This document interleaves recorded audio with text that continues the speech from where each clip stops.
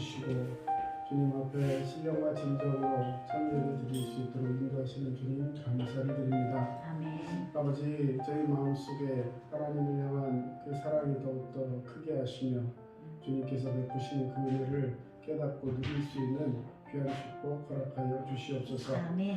오늘 몸이 온전치 못한 부분이 있다면 예배하며 찬양을 기도할 때 깨끗이 낫게 하시고 치유되는 놀라운 역사도 체험케 하여 주시옵소서. 아멘. 늘 감사드리며 예수님의 귀하신 이름으로 기도합니다.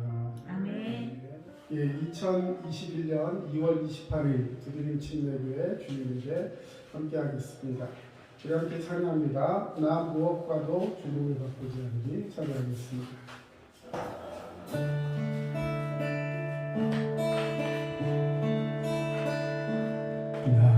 무엇과도 주님을 바꾸지 않으니 다른 어떤 은혜 구하지 않으니 오직 주님만이 내 삶의 도움이시니 주의 친구되기 원합니다.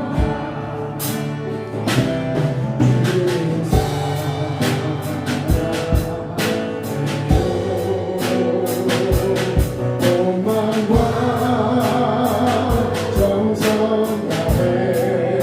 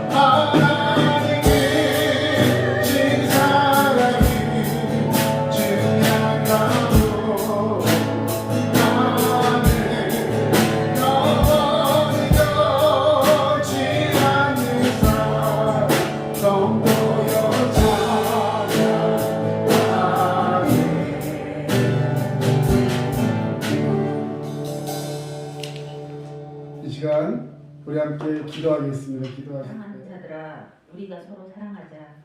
사랑은 하나님께 속한 것이니 사랑하는 자마다 하나님으로부터 나서 하나님을 알고 라고 말씀하신 하나님, 우리가 비록 코로나로 인해 사회적 거리두기로 몸이 멀어지고 마스크로 가려서 서로의 얼굴을 바라보고 나누기 쉽지 않지만 사랑하는 마음을 다양한 모습으로 표현할 수 있게 하심에 감사드립니다. 아멘. 남양주 다산에 두드림 교회를 있게 하시고 추운 날 따스하게 예배할 수 있게 하심도 감사드립니다. 아멘. 우리가 주의 말씀 안에서 서로 사랑하고 믿음 안에서 믿고 섬기며 구원의 기쁨을 누리는 온 성도가 되게 하시옵소서. 아멘. 특별히 이번 주는 3월을 맞이하게 됩니다. 새학기, 새로운 직장, 새로운 학교, 새로운 만남들이 있을 때에 두려워하지 않게 하시고 좋은 만남을 허락하여 주시옵소서. 아멘. 또한 학업과 사업에 어려움이 없게 하시고 번창하게 하여 주시고 지혜를 주시어서 사람들과의 관계에서 일 속에서 학업 속에서 하나님을 잊지 않고 먼저 저희가 좋은 사람이 되어 그 그 일들을 잘 감당하게 하여 주시어서 드림교회 성도들이 온전히 주님의 영광을 나타나게 하여 주실 줄 믿습니다. 아멘. 세상 가운데 빛과 소금이 되고 먼저 본이 되어 선한 영향력을 끼침으로 저희 자신이 하나님을 증거하는 복음의 전도인이 되게 하시기를 원합니다. 아멘. 이제 백신이 나왔지만 저희가 방심하지 않고 더욱 서로를 챙기고 철저히 방역하며 더욱 하나님을 바라보게 하시고 육체적 건강 가운데 정신적, 영적 건강도 함께 지켜주시기를 원합니다. 아멘. 오늘 목사님께서 말씀을 전하실 때에 저희가 마른 뼈가 살아나듯 저희의 막혔던 답답함과 어려움이 사라지고 평강 가운데 해결되어 기쁨과 은혜의 시간이 되게 하여 주셔서 말씀을 온전히 듣고 이해하고 생활 속에 적용하여 한 주간 또 즐거운 믿음의 삶이 되게 하시옵소서. 아멘. 언제나 저희와 함께 하시는 하나님, 이제 오늘 진정한 행복에 대한 말씀을 나눕니다. 저희들이 진정한 행복을 누릴 수 있도록 저희들을 붙잡아 주실 줄 믿사오며 예수님의 이름으로 기도드립니다. 아멘.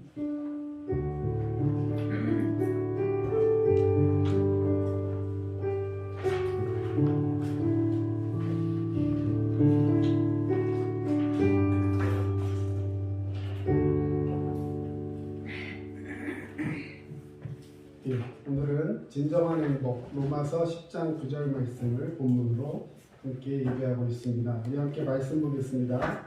로마서 10장 9절입니다.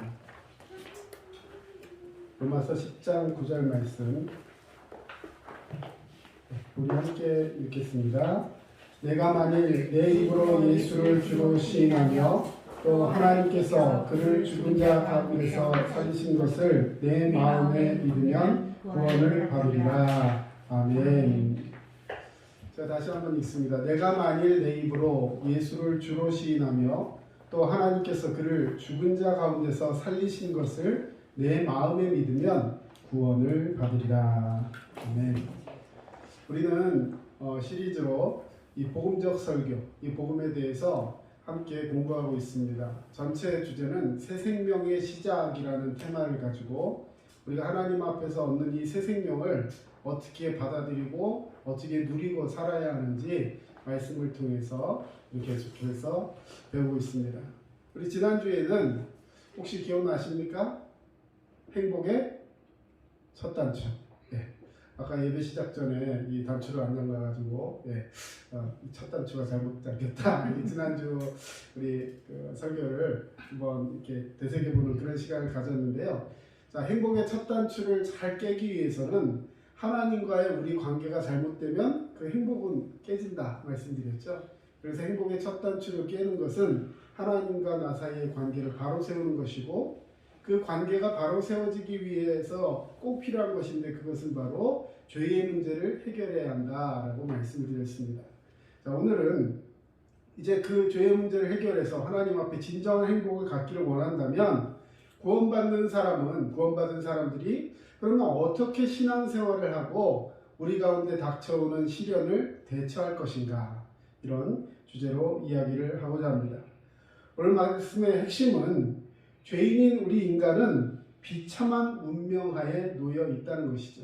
다시 말해 하나님 앞에서 이 죄 문제가 해결되지 않은 채로 내 인생이 행복해지기를 원한다? 이것은 모순이라는 것입니다. 그 우리의 문제, 이 비참한 문제를 해결하기 위해서는 예수님만이 죄인의 이 비참한 운명을 해결해 주실 수 있는 유일한 분이라는 것을 깨달아야 합니다. 여러분, 예수 믿으십니까? 네. 예수 믿는다는 것은 단순히 지적인 동의, 그러니까 내가 예수님을 믿는다, 머릿속으로만 알고 그렇게 생각하는 것이 아니라 가장 중요한 것, 예수님을 주님으로 모시는 것입니다. 여러분 유인물에다 거기다 줄을 한번 딱 쳐주세요. 예수님을 주님으로 모신다. 근데 우리 예수님을 우리 호칭할 때 뭐라고 보통 표현합니까? 우리 주 예수 그리스도, 나의 주님 예수 그리스도. 시몬 베드로가 마태복음 16장 16절에 주님을 향한 그 믿음의 고백을 함을 통해서 예수님께서 그를 바요나 시몬아 복이 있다, 내가 너에게 천국 열쇠를 준다 하면서 그를 굉장히 칭찬하면서 하나님 앞에 영광 돌린 사건이 있습니다. 그때 그 베드로가 한 고백이 바로 그것이었죠. 주는 그리스도시요 살아계시는 하나님의 아들이십니다. 그 주, 바로 이 예수 그리스도를 주로 모시는 것이 예수님을 믿는 것인데, 믿음이라는 것은 삶의 주인이 바뀌는 것입니다. 믿음이란 삶의 주인이 바뀌는 것이다. 여러분, 그러면 우리가 예수님을 믿어야 하는 이유가 무엇이냐? 금방 말씀드렸고 앞에 우리 모니터에 나와 있지만, 예수님만이 우리 죄인된 우리의 비참한 운명을 해결해 주실 수 있는 유일한 분이라는 걸 믿고, 이제는 그분을 나의 주님으로 모셔드린다. 다시 말해 내 삶의 주인이 예수님이 되셔야 한다는 것입니다. 여러분, 여기에 동의하십니까? 아멘. 자, 그러면 우리가 왜 예수님을 믿어야 하는가? 여러분, 세상 사람들은 꼭 예수님을 믿어야 하는가? 다른 종교도 있고 여러 가지 믿음도 있을 텐데 왜 꼭 예수님만 믿으라고 그렇게 너희 기독교인들은 편협하게, 아니면 다른 것을 배타적으로 그렇게 하느냐?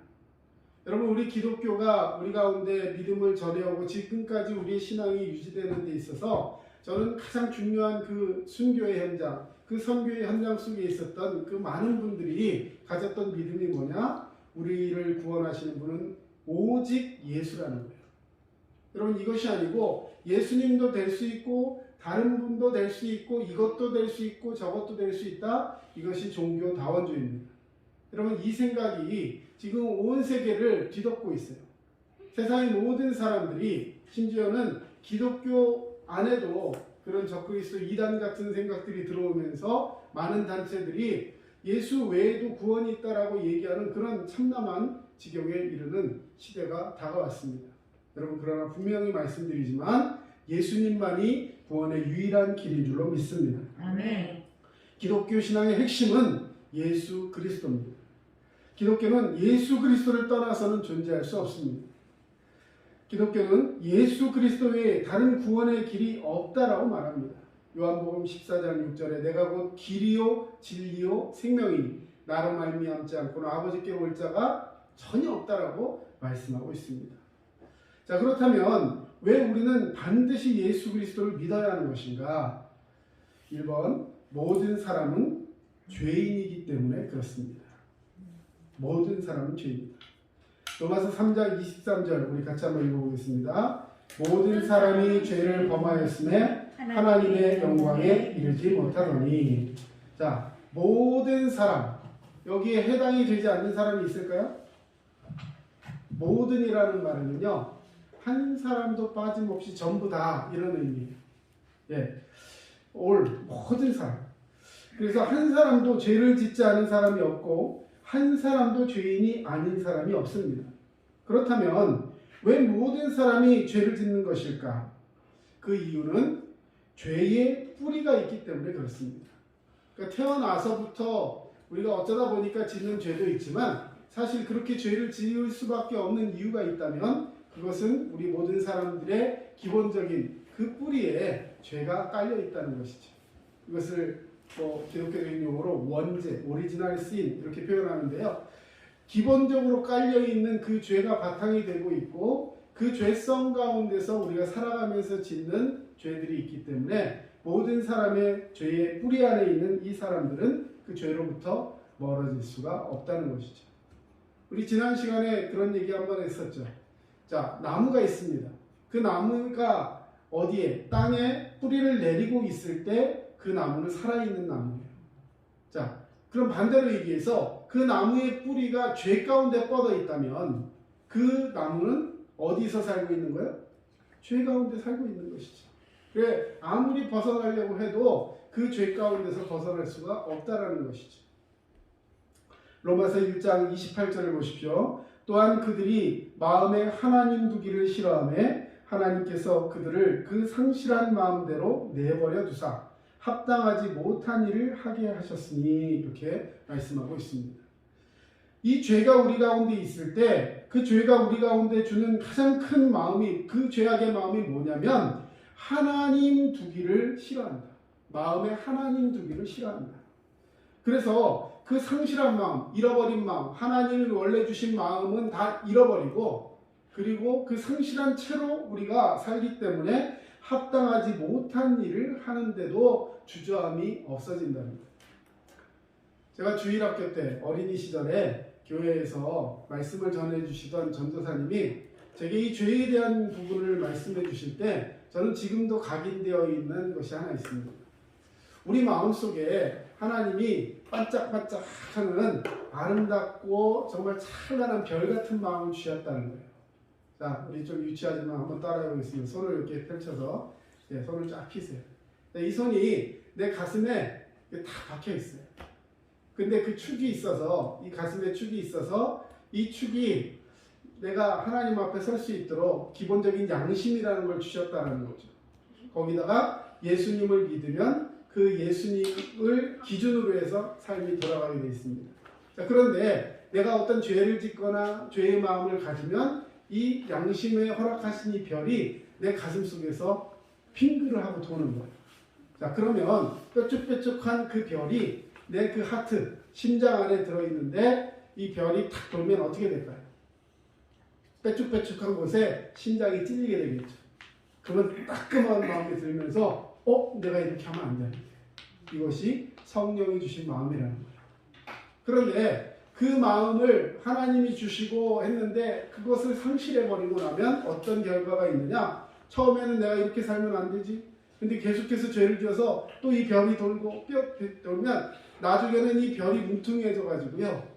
그리고 심장이 그 예쁜 하트가 다 헐어가지고 그 안에서 아무리 빙글빙글 돌아도 그것을 느끼지 못하는 그런 양심이 말하자면 고장난 사람이 되고 만다는 것입니다.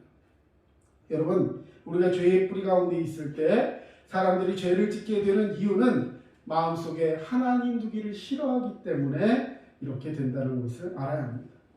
자, 그러면 왜 사람들은 마음에 하나님 두기를 싫어합니까? 자기 마음대로 살고 싶기 때문에 그래요. 요즘 우리 젊은 친구들이나 우리도 마찬가지지만 전부 다 어떻게 살고 싶냐, 뭐가 자유라고 생각하느냐 하면 내 마음 내 뜻대로 사는 것이 자유다 이렇게 생각하는 경우가 참 많아요. 그래서 물질적으로 구애받지 않고 시간, 환경, 다 건강 구애받지 않고 내가 원하는 것, 내 마음대로 사는 것, 그래서 욜로 라이프, 굉장히 내 마음대로 사는 플렉스 이런 말이죠. 아주 거하게 다른 사람 보기 부럽게 이렇게 사는 것이 굉장히 멋있는 삶이다. 이렇게 생각하는 것이 사람들의 모습입니다. 그런데요, 한 가지 잊은 것이 있어요. 자기 삶의 주인이 되기를 원하는 것, 이것이 바로 죄의 본질이라는 거예요. 성경은 내가 나 하고 싶은 대로 한다, 이것을 모든 회의에 빠지는 하나님 앞에 서지 못하는 죄의 시작이라고 말하고 있습니다. 여러분, 우리가 알고 있는 아담, 하나님이 먹지 말라고 하신 선악과를 자기와 혹은 자기에게 허락된 그 아내와 함께 생각을 맞대면서 하나님의 생각과 반대되는 행동을 합니다. 왜 그랬을까요? 자기가 한번 먹어봤으면 좋겠던 거예요. 내 마음대로 한번 살아보고 싶은 거예요. 여러분, 하나님께서 선악과를 그들에게 허락하신 이유는 그들을 통제하기 위한 것이 아니었어요. 하나님의 말씀 앞에 순종하면서 그들의 자유의지를 가지고 기쁨으로 섬기기를 원했던 것입니다. 만약에 인간을 통제하기를 원했었다면 선악과 장치를 잠궈버리든지 아니면 인간들이 그 곁에 가지 못하도록 뭔가 조치를 취하셨을 거예요. 그러나 하나님은 그들에게 자유를 주셨고 그 자유의 의지에 따라 하나님 앞에 순종하는 그 모습을 기뻐하시고 원하신 줄로 믿습니다.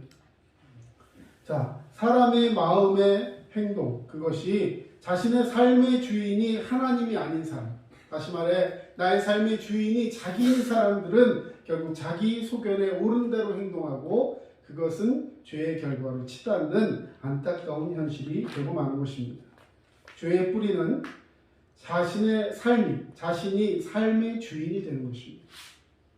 죄의 뿌리는 자신이 삶의 주인이 되는 것이다. 하나님을 떠난 것이고 하나님을 믿지 않는 것이에요. 나 원하는 대로 살고 싶어요. 이 말은 어떻게 보면 굉장히 자유로운 말인 것 같지만 하나님을 인정하지 않는 정말 안타까운 말씀이 될 수 있다는 거예요. 자, 두 번째, 우리가 그 모든 사람이 왜 죄를 짓는가? 두 번째, 죄 뒤에는 악한 영, 다시 말해 마귀 사탄의 역사가 가득하기 때문입니다. 에베소서 2장 2절 그때 너희는 그 가운데서 행하여 이 세상 풍조를 따르고 공중의 권세 잡은 자를 따랐으니 곧 지금 불순종의 아들들 가운데서 역사하는 영이라. 불순종의 아들들 가운데 역사하는 영, 다시 말해 악한 영이 그들 가운데 있을 때 그 죄 가운데 있기 때문에 그 공중 권세 잡은 자, 다시 말해 마귀 사탄에게 이끌려서 이리저리 끌려다니는 안타까운 인생이 된다는 것입니다. 여러분, 죄는 강력한 힘을 가지고 있습니다. 저항하기 힘든 강력한 힘이 있어요. 여러분, 선한 일을 하는 것은요, 우리가 노력하고 그것이 내 삶의 습관이 되어서 자리 잡기 전에는요, 정말 힘들어요. 이 옳은 일이라는 것은요, 좀처럼 내게 습관화되지 않습니다. 몸의 건강을 위해서 운동하는 것도 어떻습니까? 조금만 하다가도 조금만 느슨해지면 금방 그걸 못하게 돼요. 그런데 악한 일은 어때요? 그렇게 노력하지 않아도 금방 거기에 빠져버리는 습성이 있습니다. 마귀 사탄은 하나님을 떠난 불신자들 안에 역사하면서 죄를 짓게 만듭니다.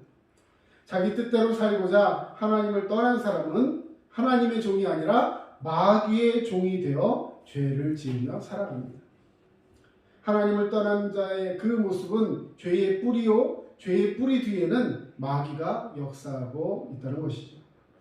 자, 그러면 그 죄를 지으면 어떤 결과가 오느냐? 이번 죄의 결과는 죽음이 된다. 다시 말해 죄의 결과는 죽음이기 때문에 우리가 예수 그리스도를 믿어야 한다는 거예요. 죄의 결과는 죽음이다. 로마서 6장 23절에 보면 죄의 삭은 사망이요 하나님의 은사는 그리스도 예수 우리 주 안에 있는 영생입니다. 한번 대답해 보세요. 죄의 삭은 뭐라고요? 사망. 죽음이라는 거예요. 삭시라는 것은 대가예요.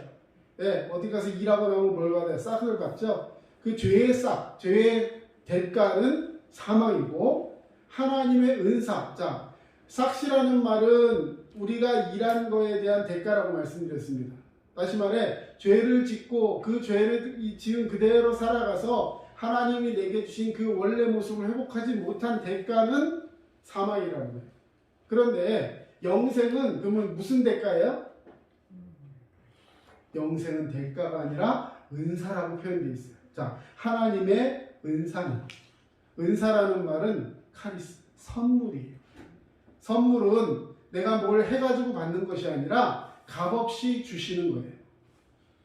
세상 말로 공짜로 주는 거예요. 세상에서 주는 공짜는 별 볼 일 없는 것들이 많습니다. 그러나 하나님이 우리에게 주시는 것은 값을 매길 수 없이 너무나도 귀한 것이기 때문에 우리가 그것을 값을 치르고는 받을 수 없는 것이기 때문에 하나님이 우리에게 공짜로 주시는 것입니다. 할렐루야. 그 하나님의 은사는 바로 그리스도 예수 우리 주 안에 있는 영생이다. 네 가지를 말씀드렸어요. 그리스도 예수 우리 주. 그리스도 예수 주님인데 그분이 바로 나와 관계 있는 주님이라는 거예요. 그분 안에 있는 영생입니다. 여러분, 죽음에 대해 생각해 보신 적이 있습니까? 아무래도 살다 보면 죽음에 대해 생각이 있을 거예요. 근데 이 생각이요, 언제부터 우리 가운데 있었을까? 우리 자녀를 보면, 어린 때 보면, 한 초등학교 저학년 시기 이때 보면 죽음에 대한 공포가 있더라고요. 저는 이제 나이 들어서 이제 하나님 부르실 때쯤 되면 그런 공포가 있는가 했더니 그게 아니에요. 아이들도 이 이별이라는 거에 대해서 굉장히 두려움을 가지고 있습니다. 자, 그런데 특별히 이제 내가 건강이 좀 안 좋아진다거나 삶 속에 어떤 문제가 생긴다거나 여러 가지 어려움이 있을 때 그런 것들이 이렇게 엄습해 오게 돼요. 그리고 뭔가 이제 좀 안정화되려고 할 때 가만히 보면 건강도 예전 같지 않고 그런 거 느끼게 되죠. 그러면 자꾸만 이제 그냥 나 하나 살고 죽는 거는 상관없죠. 왜? 우리는 이미 예수 믿고 하늘나라 갈 준비가 되어 있기 때문에. 그런데 남겨질 가족들을 생각하고 이렇게 생각해보면 내가 이렇게 있으면 안 될 것 같은데 뭐 이런 생각이 들게 되죠. 자, 그러면 이 죽음이라는 것을 우리가 단순히 그냥 살다가 죽는 그 죽음만을 의미하는 것이 아니라 죽음에는 세 가지가 있다는 것을 말하고 있습니다. 첫 번째, 영적인 죽음이 있습니다. 거기 가로놓기, 영적인 죽음이 있습니다. 에베소서 2장 1절, 그는 허물과 죄로 죽었던 너희를 살리셨도다. 영적인 죽음이라는 것은 죄로 말미암아 하나님과의 관계가 끊어지는 것. 여러분 정말로 안타까운 거죠. 영적인 죽음은 관계가 끊어지는 거죠. 자, 두 번째로는 이제 육체적인 죽음, 우리가 잘 알고 있는 육체적인 죽음이 있습니다. 히브리서 9장 27절 우리 같이 한번 읽어봅시다. 한 번 죽는 것은 사람에게 정하신 것이요 그 후에는 심판이 있습니다. 네, 여러분 아이도 죽을 수 있습니다. 그렇죠? 네, 나이 드셔서 돌아가실 수도 있고 병 걸려서 돌아가실 수도 있고 사고로 돌아가실 수도 있고 심지어는 어떤 사람에 의해서 정말 안타까운 죽임을 당하는 그런 경우도 있을 수 있고 요즘 코로나가 이렇게 있는데 미국 같은 경우 정말 그 세계 대전 때보다 뭐 죽은 사람이 많다 뭐 이런 얘기를 하는데요. 정말 사람이 언제 어떻게 죽을지 모르는 거예요. 그러나 중요한 것은 반드시 진리는 누구든지 반드시 한 번은 죽는다는 거죠. 네, 이 육체적인 죽음입니다. 한 번 죽는 것은 사람에게 정해진 것이다. 죽지 않는 사람이 없다. 성경에 예외가 몇 사람 있습니다. 죽음을 보지 않고 하나님께로 올라간 사람. 얼마나 감사해요. 네, 휴거도 하고 또 불병거 타고 이 마차를 타고요. 하나님이 그냥 살아있는 채로 쫙 들어 올린 그런 선지자도 있었어요. 네, 놀라운 일이죠. 하나님이 필요하시면 그렇게 하실 수도 있습니다. 네, 그러나 중요한 것은 그렇게 가나 이렇게 가나 중요한 것은 한 번은 이 세상을 떠나야 한다는 것이죠. 육체적인 죽음 역시 그런데 우리가 하나 생각해야 될 거 누구나 다 죽는 거니까 뭐 예수님 믿는 사람도 죽고 안 믿는 사람도 죽고 포악한 사람도 죽고 착한 사람도 죽는 것이니까 이건 그냥 일반적인 거다. 여러분 아니에요. 죽음은요. 뭐 때문에 죽는 거냐면 우리 죄의 결과로 죽는 거예요. 왜? 성경에 아담 원래 하나님 만드신 사람은 죽음을 보지 않는 영원한 생명체였어요. 하나님과 동행해서 영원히 교제하며 찬양하며 하나님과 함께 가는 그런 사람이었는데 그가 하나님 앞에 죄를 지음으로 말미암아 그 영생의 관계가 끊어졌다는 것이죠. 그 결과 우리 인생에 찾아온 것이 죽음입니다. 그래서 이 육체적인 죽음 역시 죄의 결과라는 걸 분명히 알아야 합니다. 모든 사람이 죽는다는 것은 모든 사람이 다 죄인이라는 것이죠. 자, 그리고 마지막 세 번째 죽음이 있는데 이것이 참 중요한 것입니다. 영원한 죽음이 있습니다. 영원한 죽음. 예, 영원한 죽음. 이건 뭘 말하는 거냐? 지옥으로 떨어지는 것. 여러분 그런데 알으셔야 할 게 있어요. 이 세 번째 죽음은 영원한 죽음을 맞이하는 사람이 있는가 하면 이 죽음을 피하는 사람이 있다는 거예요. 우리 예수 믿는 사람들은 영원한 죽음에 빠지지 않는 줄로 믿습니다. 아멘. 하나님은 우리를 영원한 생명으로 인도하여 주실 줄로 믿습니다. 아멘. 요한계시록 20장 14절 사망과 음부도 불못에 던져지니 이것은 둘째 사망 곧 불못이라. 네, 불이 막 이글이글 끓는 그 용광로 같은 그런 연못이라는 뜻이에요. 거기에 빠지면 살을 사람이 없죠. 이미 죽어서 갔는데 거기서 그 영혼이 두 번째 사망을 맛보게 된다는 거예요. 첫 번째 살다가 죽는 것도 너무 힘들고 무서운데 영원한 죽음에 빠지게 된다? 이거는 엄청 심각한 문제가 되는 것입니다.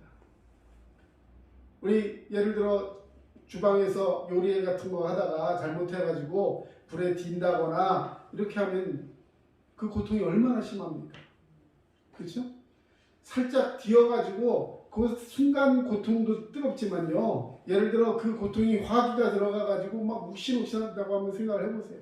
그런데 그 잠깐 손가락 이렇게 딘 게 아니라 온몸이 불못으로 떨어져서 영원한 죽음을 죽는데 이것은 한번 뜨겁다 끝나는 게 아니고 영원토록 그 고통을 느껴야 한다는 거예요. 누가? 예수님을 나의 주님으로 모시지 못한 사람들은 모두가 다 이 영원한 죽음을 맛봐야 한다는 것입니다. 여러분, 우리는 이 영원한 고통에서 해방되어야 할 줄로 믿습니다. 네. 자, 그렇다면 이 죄 문제 어떻게 해결할 수 있습니까? 세 번째, 죄 문제를 해결해야 하는데 이 죄 문제 해결은 예수님밖에 없는 줄로 믿습니다. 자, 죄의 문제를 해결할 수 있는 분은 오직 예수님밖에 없는 거예요. 아무리 착한 사람이라도 죄를 짓지 않는 사람은 단 한 사람도 없습니다. 선을 행한다고 해서 선을 행한 만큼 죄가 없어지는 것이 아니에요. 여러분, 이거 분명히 아셔야 돼요. 다른 종교들은 이렇게 얘기하지 않아요. 네가 선을 쌓은 만큼, 네가 구제를 많이 하고 좋은 일을 하면 네 죄가 이렇게 깎여진다라고 얘기를 해요. 그래서 그 죄를 잘 씻어내면 네가 나중에 좋은 데 갈 수 있다. 그런데 그러면 내가 이걸 다 깎아내가지고 죄를 깎아내고 씻어내가지고 좋은 데 갈 수 있느냐? 지금 그것을 알 수 있어요? 없어요? 그거는 불확실한 거잖아요. 여러분, 그런 세상의 종교들이 말하는 구원은 결국은 그들에게 물어보면 언제 그 구원을 알 수 있느냐라고 하면 언제 알 수 있어요? 죽어봐야 하는 거예요. 그럼 그런 불확실한 보험을 들면 안 돼요. 확실한 보험. 우리에게는 지금 이 세상에서의 그 행동이 나를 구원하는 것이 아니라 이미 하나님께서 나를 구원하신 그 참 구원의 사건과 그 참 구원의 확신을 가지고 이 세상을 행복하고 평안하게 살아야 하는 줄로 믿습니다. 오늘 설교 제목이 진정한 행복. 그럼 누가 행복할 수 있어요? 나중에 죽으면 내가 그 구원을 받을 수 있느냐 없느냐를 모르는 상태에서 지금 편하게 사는 사람에게 행복이 있을까요? 절대 행복할 수 없습니다. 누구에게 진정한 행복이 있느냐? 바로 예수 그리스도를 통해서 나는 이미 구원을 받았습니다. 확정되고 예정된 그 말씀 속에서 승리하는 자, 그 사람만이 진정한 행복을 누릴 수 있는 줄로 믿습니다. 자, 죄 문제 해결할 수 있는 분은 유일하게 예수님밖에 없습니다. 그래서 예수님을 그리스도라고 하는 거예요. 자, 예수님은 어떤 분이십니까? 마태복음 16장 16절 시몬 베드로가 대답하여 이르되 주는 그리스도시요 살아계신 하나님의 아들이십니다. 자, 거기 줄 쳐주시죠. 예수님은 하나님의 아들이십니다. 하나님의 아들이세요. 자, 이것은 무슨 말이냐? 하나님은 높고 하나님 아들은 그보다 낫다는 의미가 아니라 하나님의 아들이라는 뜻은 그 아들도 하나님이시라는 거예요. 뭐 이렇게 예를 들면 아주 편한데요. 좀 이상하게 들릴 수 있지만, 자, 개의 아들은 뭐예요? 강아지가 큰 뭐가 돼요? 네, 강아지는 우리가 편의상 귀여워서 강아지라고 부르는 거지 걔도 개예요. 맞죠? 말의 아들은? 말이에요. 네, 망하지. 말이에요. 소의 아들은? 송아지. 소예요. 자, 사람의 아들은? 사람의 아들. 사람의 아들은 사아지인가요? 네, 사람의 아들은 사람이에요. 맞죠? 하나님의 아들은? 하나님의 아들이요. 여러분, 하나님의 아들은 우리가 자꾸 우리 특히 한국 사람들이요, 이 고하, 지위고하 말하자면 자꾸 이 순서를 매기는 경향이 있습니다. 그래서 하나님 아버지 제일 높고 그 다음에 아들 예수님 그리고 3번 성령님 뭐 이런 식으로 1, 2, 3등을 자꾸 매기려는 그런 성향들이 있어요. 하지만 그것이 아니에요. 삼위일체 하나님은 동등한 하나님이신 거예요. 하나님의 아들이라는 말은 그분이 하나님이시라는 뜻입니다. 두 번째, 예수 그리스도는 그리스도다. 기름 부음을 받으셨다라는 뜻이죠. 기름 부음을 받으셨다. 다시 말해서 하나님께서 우리 구원하시기에 예비하신 구원자라는 뜻을 가지고 있습니다.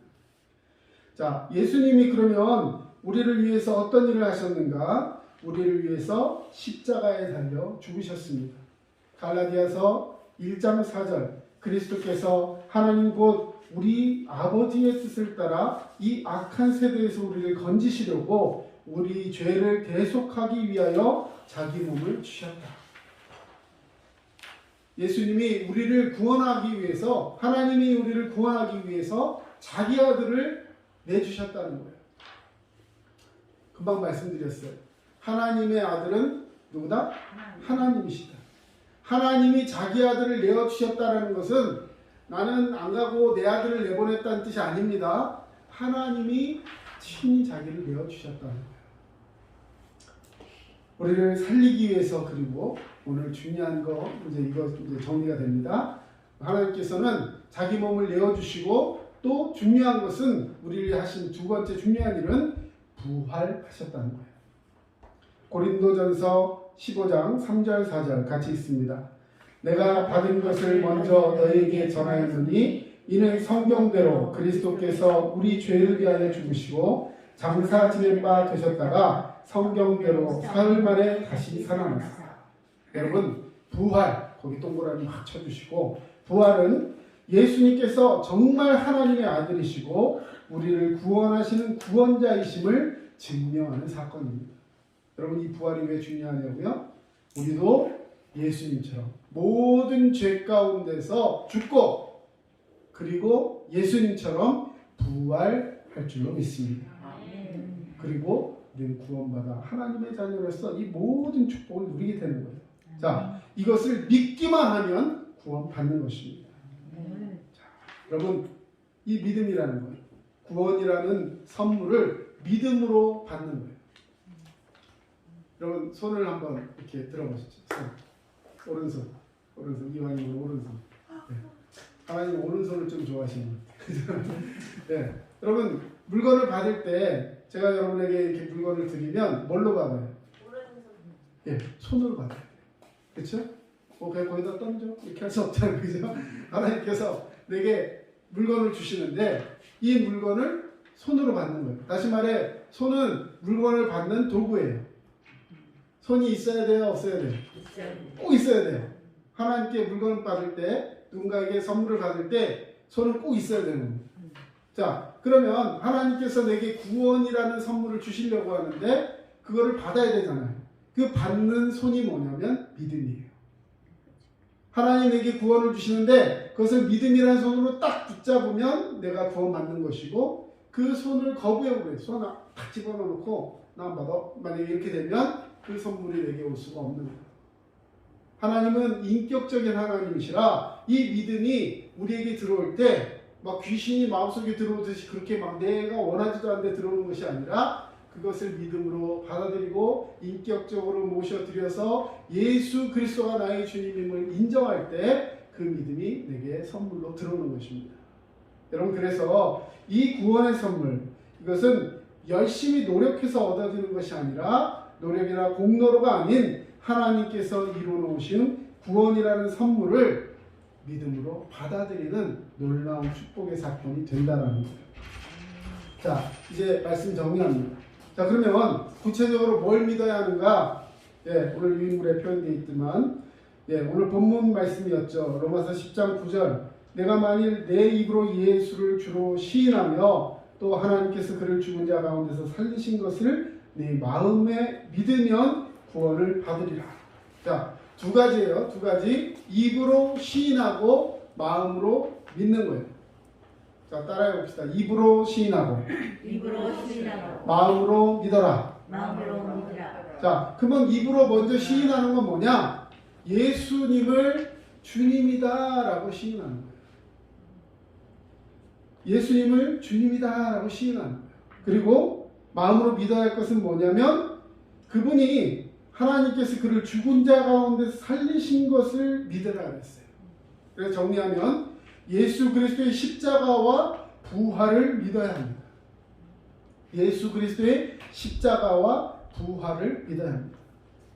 예수님이 그리스도 구원자이라는 사실을 믿어야 한다는 거예요. 자, 그 다음에 그분이 나의 주님 되심을 믿어야 합니다. 입으로 시인합니다.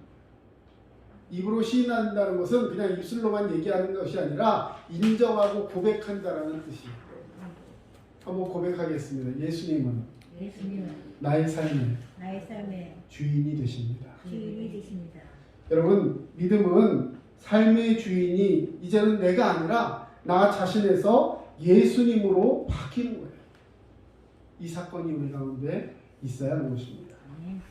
나 자신에서 예수님으로 주인이 바뀌어지는 것. 이때 우리는 진정한 행복을 누릴 수 있습니다. 예수님을 주님으로 영접하면 자유를 얻게 되고 기쁨을 얻게 되고 풍성한 삶을 누릴 수 있어요. 여러분, 이것이 바로 진정한 삶이라는 것을 인정하시고 믿으시고 누리는 저와 여러분 되시기를 주님의 이름으로 축원합니다. 기도하겠습니다. 사랑의 주님, 오늘 예수님이 우리의 주인이 되신다는 사실을 이제 알고 누리고 시인하며 하나님 앞에 설 수 있는 주의 백성 되게 하시니 감사를 드립니다.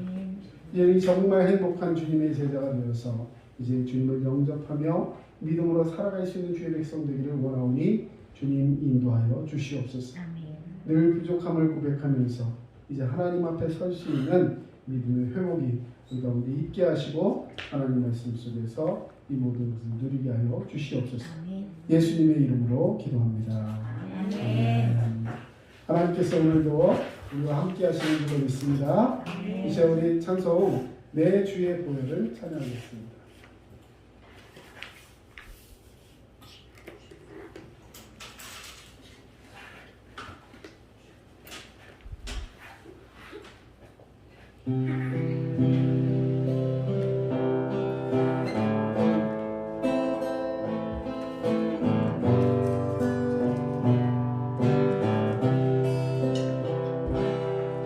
내 주의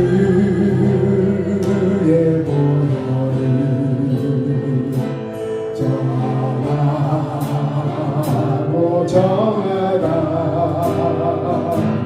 내 죄를 정케 하시는 나로 하신다.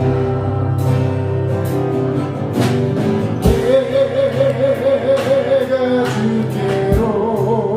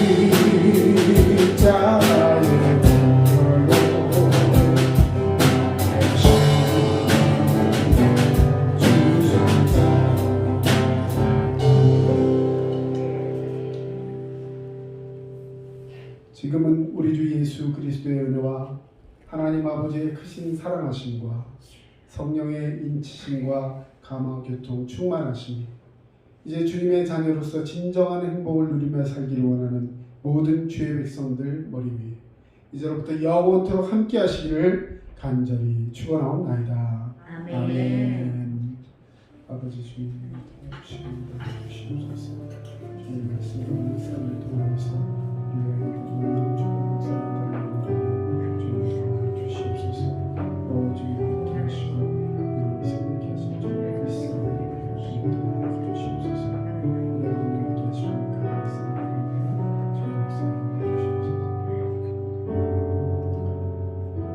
지금까지 남양주 다산 신도시 두드림 침례교회 전철호 목사였습니다. 여러분 믿음으로 승리하시고 행복한 한 주간 되시길 바랍니다. 감사합니다.